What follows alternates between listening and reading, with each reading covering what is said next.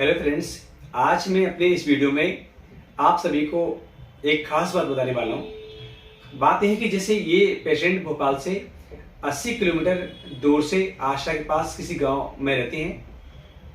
बहुत ज़्यादा क्वालिफाइड भी नहीं है और बहुत ज़्यादा बीमारी के बारे में इनको पता भी नहीं है, लेकिन इनकी कमर से लेकर नीचे पंजे तक इनको जब असहनीय दर्द होने लगा तो इन्हें कहीं और न दिखाकर एक प्रॉपर न्यूरो कंसल्टेंट के पास में आए और उन्हें अपनी बीमारी के बारे में बताया।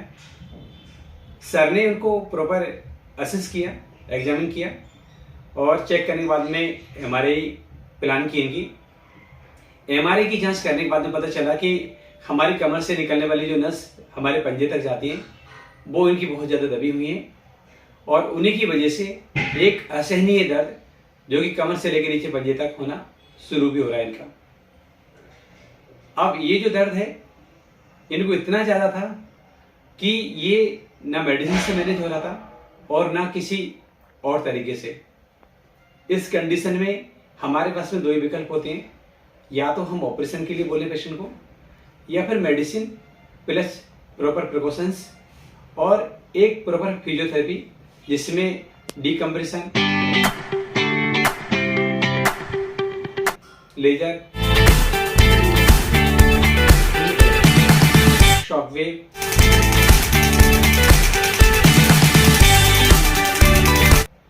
कुछ और एडवांस टेक्निक्स का हम अगर यूज प्रॉपर कर लेते हैं ना तो इस तरह के केसेस बहुत आसानी से मैनेज हो जाते हैं। हमने वही किया, हमने सर्जिकल इंटरवेंशन को सेकेंडरी रखा। सबसे पहले हम लोगों ने मेडिसिन के साथ में प्रॉपर फिजियोथेरेपी और प्रॉपर प्रिकॉशंस को मेंटेन करने के लिए बोला। आज इन्हें 6 दिन हुए।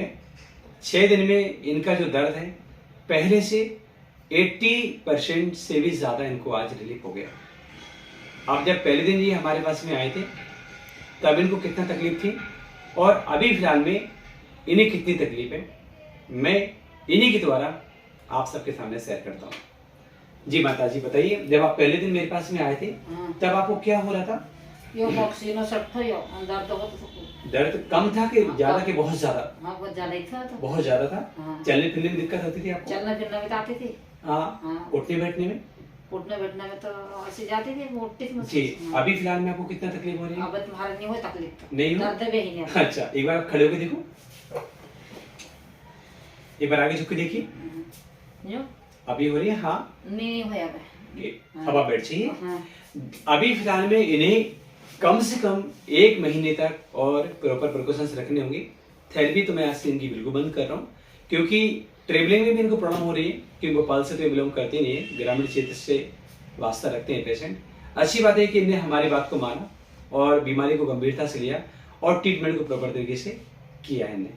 लेकिन अब ये लेबर क्लास है, आगे मजदूरी करना है इनको खेतों में, तो उसके हिसाब से इनका प्लान करना पड़ेगा जिससे इनकी ये वाली प्रॉब्लम फिर से लौट के वापस ना आ जाए।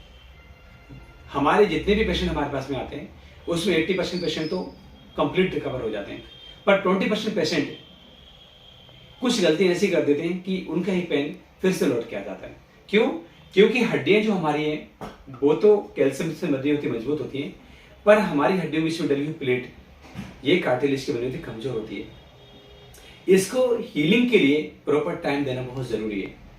अगर ये प्रॉपर शेप में हमारे आ जाती है, नर्व को डिकम्प्रेस कर देती है तो पेन तो कम हो जाता है, लेकिन इसमें जब तक बाहर की परत प्रॉपर नहीं बन जाएगी तब तक हम इस केस को पूरी तरह से रिकवर नहीं मानते। तो जब तक इसमें रिकवरी पूरी नहीं होगी तब तक हमें कोई भी ऐसी एक्टिविटी नहीं करना है जिससे हमारे डिस्क के प्रेशर का, अंदर का प्रेशर बढ़े, जिससे हम लोग इंटर डिस्क का प्रेशर बोलते हैं, उससे हमें पूरी तरह से रोकना होगा। आगे मैं उम्मीद करता हूं कि मेरे बताए सारे परहेज को ये बहुत अच्छे से करेंगे और बहुत कम टाइम में ये पूरी तरह से रिकवर होके अपने आगे के काम जो मजदूरी खेतों में करते हैं वो बहुत अच्छे से करते हैं, क्योंकि घर के सारे काम इन्हीं के द्वारा होते हैं। धन्यवाद।